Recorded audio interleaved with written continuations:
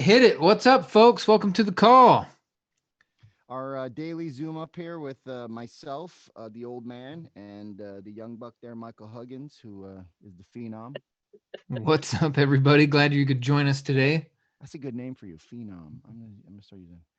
Hey, Uh, we need like a jersey with phenom on the back, and on the back, the number would be 02 for all the right reasons. oh, come on. oh, Because goodness. Vanessa's number one.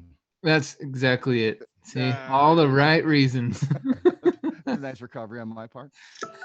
Okay. All right, guys. Welcome to the Zoom Up, where we're featuring a story from our community every single day for the last 3 weeks.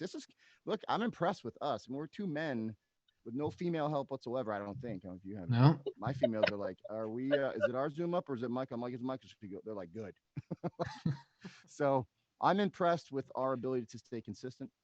it's working. It's working. Yeah. We got a lot of recordings now. So you want to tell them where to find those recordings in case they want to send them out to people?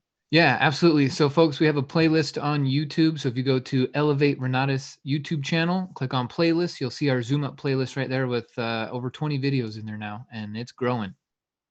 Yeah, and the nice thing about it is you guys could actually grab, like, let's say you're talking to somebody that's looking to, they want to do real estate or they want to join our community. We know that relatable stories, like yesterday, we had a Navy vet, Scott Loader, on. So if you know somebody that's a veteran, they want to hear from a veteran, they relate. So today, can I introduce today? Take it away, my friend. All right, so today we've got our special guest today hails from the West Coast. I got a chance to travel out for 6 months and hang out with her and the crew in Sacramento as we open that office up. And she's got a great story. She helped a ton of people. She's got a huge ripple. She was in charge of our essential study group, and people came out of that thing. I mean, I would be running a meeting, Michael, right? And there would be cheering going on over here. Like she interrupted, like there was a bunch of glass, and everybody's cheering because of the kind of success they were having working with Kandice Gaunt in that community out there. So she's Nice. so lives are changed because they hung out with Candace. Okay, Wow. so I don't know if you want to say anything if or not. Maybe you can just finish up and tell these guys what we're doing next. We have a couple workshops coming up, but we'll handle that at the end. Yeah. So Scott talked about groups of people getting together. Yes, this is a unique thing, a real estate investing community. And you don't have to do this alone. We do this all over the nation. We link arms with each other to help each other's businesses grow, get more deals done. And then, like Scott said, celebrate each other's success. So here we are today celebrating another success. And so there are more videos like this. So stay tuned for more. Get back with the person who invited you here because there are house tours, workshops, and then strategy sessions. Everyone's got to know how they can fit into our community and get the benefits that we're currently getting. So, with that, I'm going to let you guys take it away. Candace Gaunt, everybody. All right. I'm glad you guys are all here. So, like Scott said, I'm actually from Northern California. I'll be heading back there. A little bit about my story and kind of finish it up with kind of what I'm doing now. But I started off, well, several years back now, and I was a lender. I was actually a lender for about 18 years. And at the time that I entered into meeting the community, it was a pretty turbulent time in my life. So I have 5 kids, and I was by myself with all of them. Finishing a bachelor's degree, I was a lender, and I have 2 special needs kids. So we were in and out of hospitals a lot, and such a great time to start real estate investing, right? Doesn't that sound like a great real estate investor story? So yeah, right. So sitting there, basically, kind of how it worked for me is I was just sitting there one day, just going, okay, I'm just going through the grind over and over and over. I have kids going in and out of hospitals, and really captive to an employer. I mean, I didn't have the time that I needed. I didn't have the money that I needed. I was just terrified on where we were going to go next. How was I going to flash forward years down the road? How was I going to be able to care for them? Because I knew that their care would get exponentially, harder and more expensive and more time consuming. And it just sitting there by yourself, kind of sitting there at night, wondering how that's all going to work. I decided to start researching, people who basically have a lot of net worth. And I kept finding out that a lot of them were in real estate. But I knew real estate investors and they wouldn't share with me what was going on. I knew agents and most of them were broke. So I knew neither of those ways I was going to get into real easy. So as I started kind of going down that road and falling on my face a lot and not having the community, not having people to help me, I actually started reaching out and happened to answer someone's ad. And a guy said, "Hey, you should meet these people. They get together every week. I think it'll be really great." Well, I was really skeptical. So I decided that I would take one of my kids with me to this meeting. And I just told him, I said, "Okay, look, if it's really weird, just pretend like you're sick and you're going to throw up and we'll leave." He's like, "Okay, I got you." Right. So we sat there and I'm listening to people talk. I'm like, okay, I assessed in about 5 minutes. They knew more than me. So what I was looking for was I looking for people who knew more than me, who could help me get to the next spot because I didn't know how to do it on my own. So at that point in time, my son's going, "Okay, so we're gonna go." I'm like, "No, we're gonna sit here and listen and shh, quiet. I don't want them to know we don't know anything." He goes, "Okay." So the end of the night comes and they say, "Hey, do you want to come back?" And I'm like, "Oh my gosh, I get to come back? All right, yeah, I'll come back. See you next week." Still don't know what's going on. So third week, I find out after week after week after week, every person I'm seeing knows more than me. So I'm like, okay, I got to figure out how I can get into this community. How do these guys do this? And then I got a call from James. And James Lees, who runs our Sacramento office, and he said, "Hey, you keep coming to our office and nobody knows who you are. You just keep leaving. So how about we have coffee? And I tell you a little bit about what we do." And I said, "Okay." So really bad day. I almost didn't go. I talked myself out of going several times. And I thought, you know what? This is silly. You've been asking for help. If this guy is full of it, you can just leave. Okay. So I decided to go. And in about 5 minutes, I said, "Okay, this is what's going on in my life. I've got this going on with the kids. I'm trying to get through school. I'm a lender. I don't make enough money. I don't have enough time. I need to figure out how to go from point A to point B, and I need somebody smarter than me. So you got 5 minutes to show me that you're smarter than me, or else I'm done." At that time, he's like, "Okay, I don't think you know what we do." And he started showing me how they work together and how they get educated. And I was blown away. At that point, I said, "Okay, who can do this? Anybody? You mean right now I can do this?" He says, "Yeah." I said, "Great, gotta go. Talk to you later." So a couple weeks later, I think he didn't think I was even gonna call him back, but I did. I figured out how to get the money actually. And so what I did was I called him back and said, "Okay, I'm ready to get started." All right. So that sounds great. What does that mean? Right? Get started. And I'm like, okay, I don't have time for fix and flip. I don't have the kind of money for buy and hold. I don't know how to do apartment buildings. Where do I even start? So I started learning about wholesaling. Wholesaling was how I started. I still do wholesaling today because it worked for my family. I could still research properties sitting in a hospital room late at night. I could do it in the morning. I could drop the kids off at school. I could go run by a couple properties. Even if I had a kid that was with me that wasn't feeling good, I could take that kid with me. So I realized, okay, I could do this. Well, now I was terrified. I was scared to death. So I was like, okay, I'm learning how to do this wholesale thing. And I had promised one of my instructors actually that I would write an offer in the next 30 days. Well, I had been around for about 90 days at that time, but I was too scared to write an offer. Now, I don't know about anybody else, but that first time can get terrifying if you don't know what you're doing. And I hadn't have any money. So I thought, okay, well, how am I going to write an offer when I don't have the money to buy this house? Like I don't understand that. So I learned really quickly that I could control the deal. And so deal after deal, I kept seeing these great deals and my team kept saying, "Okay, you're going to write an offer?" No. Well, you promised that you were going to write one in 30 days. Yeah, yeah, yeah. I'll get to it. I'll get to it. 2 weeks goes by, they're like, "Okay, you keep having these deals. If you don't start writing these offers, we're going to take those deals from you because they're really good. So you better do something." So week 3, I decided, okay, fine. They're putting my feet to the fire. They're holding my hand the whole way. I'm going to go ahead and write 4 offers. And I was so sick to my stomach, I said, I got to go home. And I threw up. Couldn't sleep for 2 days because I thought, oh, that's it. I don't have the money. I don't know what's going to happen when they accept these offers. And they didn't accept any of them. So I was, wait a minute, what do you mean they didn't accept my offer? Why didn't they accept my offer? Well, let me write a few more. 34 offers later, I finally got one accepted. Well, then I was terrified because I was like, now what do I do? You have to put up $500 earnest money deposit, the agent says. I said, okay, well, I don't have $500.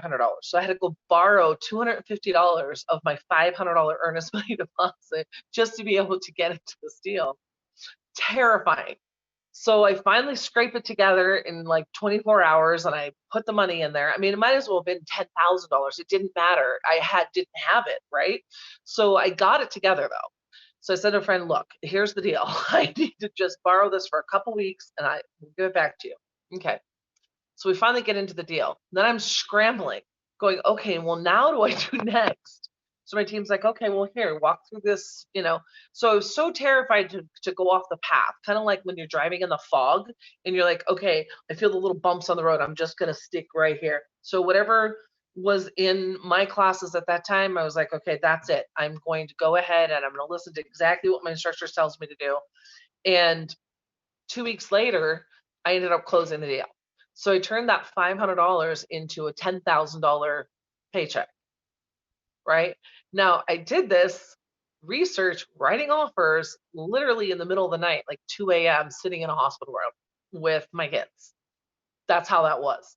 So I thought, okay, if I put up this money and now I got the money in my account, and all day I kept going online to online banking and pulling up, oh my God, it's still there. They're not, I actually made this money. Well, if I could do it once, I could do it again. So I thought, okay, well, I give my friend her money back and I still had $10,250 in my bank account. All right, well, we can do it again. And so I just kept doing it over and over and over. And so years later now, I'm like, 7, 8 years down the road, my kids are now grown and my 2 special needs kids are finally into assisted living. And so I really hit this really interesting place this year. So you plan and you plan and you plan and you hope the path that you're on. And I knew all the people that I was working with were not leading me astray. So I just kept going down that path. And now this year, I'm able to care for them. I'm still caring for them. And I'm able to go and travel. So far, in the last 3 months, I've actually visited 9 different states. I'm in the middle of visiting 7 more. I was able to help my son pay for his wedding. I was able to go and visit my grandson, visit my granddaughter, put my other kids in the homes that they needed to be in, and be able to be there to help them. So today is like to look at all the hard work that's gone on because of the people that I've been involved with and the community and the education that I've learned and the hard work, perseverance. I now get to live this other life that I only could have dreamed about 8 years ago that I would have been to this place. Like days were dark at that time, right? And so I thought, okay, if I could just get to this place when they need me, I'm there. Now when they need me, I'm there. So example, I'm in Colorado right this second, and one of my kids needed me, and I hopped on a plane and went and saw him for a couple of days and flew back. Yeah, would have not been able to do that. If they say, oh, well, gee, mommy, I need money for this medication, or I need money for, the utility bill or something because, 2 of them can only, marginally work and they're on disability. I don't worry about it. Like this morning, I'm saying, okay, you need that for that bill? Awesome, Venmo, done. Right? So this world is so different today, and I'm so excited. COVID was honestly a blessing for me because I was stuck inside 4 walls like everybody else. But I thought, okay, our business, we can do anywhere and everywhere, right? So I've been researching properties in Oregon and Washington and Wyoming and Colorado and Idaho and Montana. I mean, who could do that, right? You're just sitting there going, okay, my boss, I'm captive to my boss every single day. I'm not. I can be on a call with you guys, sharing to you, the power of our community and what we can do, but I can do it from anywhere. So on Monday, I take off and I'm going to go look at Nebraska and Oklahoma and end up in Texas and New Mexico, Arizona, and back to California again. While everybody else is still sitting in COVID worrying about where their next paycheck is going to come from or whether or not somebody can tell them they can leave their house or not. I still have the freedom and still take care of my family. So I think that kind of says a lot about the power of our community and what we can do. Yeah. Okay, Wow. I Well, got a what? question. Oh, there he is. You want to go, Phenom? Oh, I was just wondering. My question is from beginning the program until your first deal. How long was that? For how my first paycheck, it was like 3.5 months. Wow. Okay. Okay. I It enrolled. sounds like I had a couple people that I brought onto my team, and I did make some money there too in marketing. And then so I made like $2,000 in marketing, and then I made a $10,000 check. So I guess my first 90-ish days, you could say I made a little over $12,000. So I think that I, was pretty good. I got a Nice. question. Can I ask? Old man here. Yeah. All right. Hey, so I heard a lot of wholesaling. Is there any other strategy? You're just focusing Yeah. on wholesaling. You got your niche. You're like, this is my I game. like wholesaling because I like chasing the deal. I did learn that about myself. I really like hunting the deal, but I really enjoy helping the homeowners. Like I work with people. I say it's on the dark side of real estate. I deal with all the D's: death, destruction, disaster, divorce, dilapidation. Anything having to do with a tragedy, really. That's kind of how I come into it. And so I get to help those people out of their pain, which is awesome. So you help enough other people, right? You get what you need, and so I help them first, and that's kind of how that starts. But I do it in all different ways. Probate, which I would have never learned without the community. Short sales, I actually specialize in short sales. I still do short sales today, and that's a fantastic strategy. It helps people. I mean, people in foreclosure, especially when they're upside down, they're terrified. So it's, to me, really nice to be able to come in alongside of them and really help them out of a bad situation so that they can avoid a foreclosure. Yeah, they have a default at the moment, but it's going to be a sale. So it doesn't really repair their credit, but it does give them some dignity of their life back, and they get to stand proud of, hey, I sold my house. I wasn't foreclosed on. So I like that strategy a lot. So between probate and short sales, I focused a lot on those. I have bought property at auction. So, I like to land bank. And so I have some properties, I picked up in that regard. Tax liens and deeds, I learned about that. I like looking at the auctions and acquiring them that way. I wouldn't have done that either. Also, stuff I can do from my computer at home in the middle of the night. So I did a couple of fix and flips. It's not really my thing. I have to sit on the job too long, and I deal with a lot of contractors, and it's just not really I like to be in and out a lot faster. So to me, it wasn't really my thing. Done them, just Oh, she's muted. You're muted. You're muted. Wait, let me unmute her. Hold on. love it. So that's how it goes. Oh, Yeah, I unmute. I am you. oh, there we go. Now she's gone. I don't know what's happening there. All of a sudden, my phone went interesting. Okay, there we go. So yeah, so those are all things that right now, what I'm really focusing on, and why I'm actually going on this little road trip over the next week and a half, is because I'm actually looking at like smaller multi-units. So I'm looking at transferring now into more cash flowing properties. And so over the time, it's evolved from short from my wholesaling, and then working into short sales and probates and fix and flip and tax liens and auctions and that sort of thing. And now I'm moving into this whole other category of joining the multi-unit and looking for things like 4 to 12 units right now is kind of my new niche. Can So I just? that's my next adventure. I want to ask one more question, just to kind of give scope to people. Yeah. What's the lowest successful sale? What's the profit on your lowest sale? It could be $1, it could be 50 cents. I don't know, just to get out of the deal or make it happen for somebody. What's the highest? And Okay. an expectation, because you're wholesaling now. In my case, chasing a deal wasn't something I wanted to do. I wanted to have rental properties where people were paying me rent and going to work and paying Right. me, right, like a portfolio. I want to kind of give a scope of things because you enjoy it. I do. Lowest profits, highest profit, and what kind of expectations do you have for yourself annually. Like if I'm not making this, then I'm not working hard enough. Okay. Right. Yeah. So for me, my lowest deal was $5,000. Well, My highest profit was 40. 40. All So right. yeah, my average is 15,000. So Okay. that's So kind of what? how I go. So annually, what is it? Because some people So are they have jobs. They're like, hey, yeah. I want to get out of my job. I might want to do what this girl's doing. So what kind of So at expectations? first I was just really hoping to just get obviously some extra money to kind of help ends meet because we were Yeah. always falling short. Yeah. And so my thought was, if I could just make an extra, $1,000 a month was really kind of where I was at when I first started.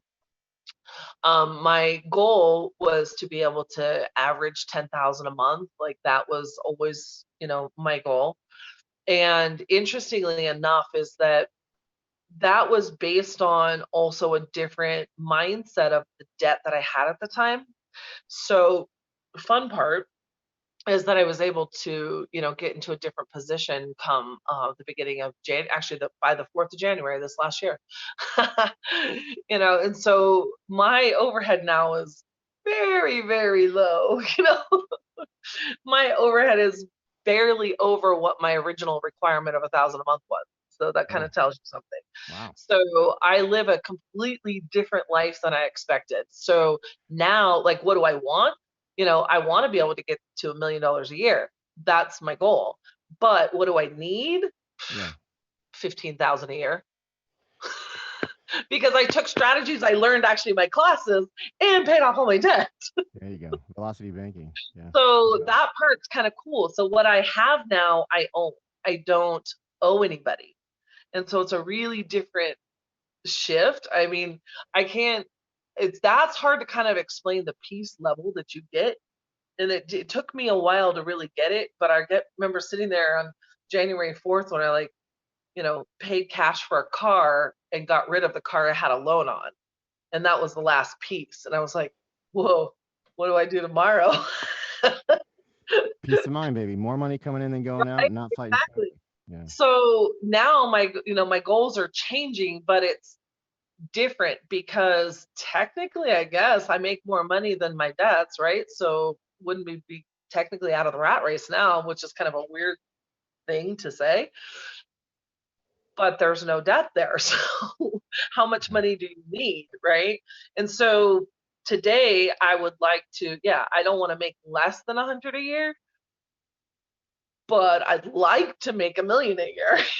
So And that's good. That's good perspective because I'm glad I asked the questions just because a lot of people are like, wow, man, success is $1 million a year, but maybe success is just like peace of mind, right? Like, hey, right. if I can eliminate all the debt and live the way I want to live, and I have a system I know I can generate $10,000 a month at Yep. will because I'm so good at it.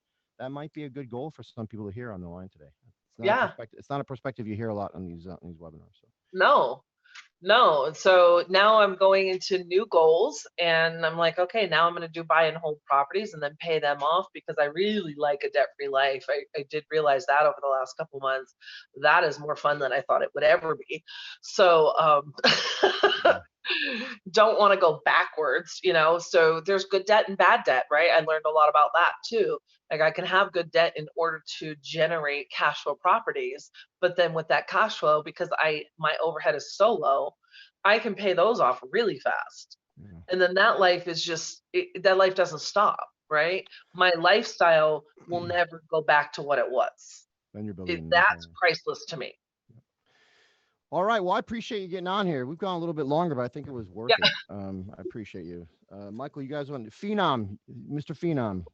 Yeah, congratulations, Kandice. For the people that I gotta say this, Michael Huggins, I'm 52, so the 10,000 square foot building behind me, and what I got is like, all right, but the Phenom we're talking about, Michael Huggins, is sitting on 265 acres in Tennessee, baby, at 32 years old. Nice. This is the kind of stuff you could do. So yeah, we're It building is. a dream. And like Kandice pointed out, a lot of it had to do with the community supporting and helping us at the beginning and just making sure that we avoided these pitfalls along the way. And now we can go 100 miles an hour and not have to worry about it. So congratulations to you, Kandice. Thank you for coming out here and sharing your story. yeah. And Again, to everyone else that was listening, I hope you're inspired to get out there, change your life, make some decisions, stop settling Yeah, for less than what you deserve. what you should do right now is don't be Candice in the beginning. Oh, well, I'll see you in 2 weeks, right? Don't leave the meeting. I'll see you in 2 weeks, and then try and figure it out. What you should do is contact the person who got you this information, whether it's a recording or you're here live. It doesn't matter. Even if you're seeing this recording, get back in touch with the person who gave this to you, because they've got a plan that they're executing, and you should jump on that plan train with the rest of us. Yep.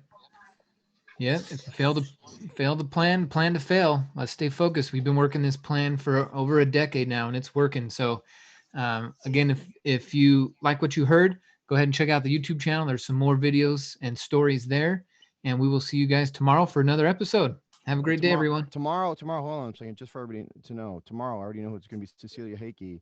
She's in her 20s right now in Minnesota. She graduated college. Her goal is to never have a job again, and we're going to hear from a girl that was able to do that. So, yep, it's a beautiful story. So thanks again, everyone. Have a wonderful day. See you tomorrow. Stay focused.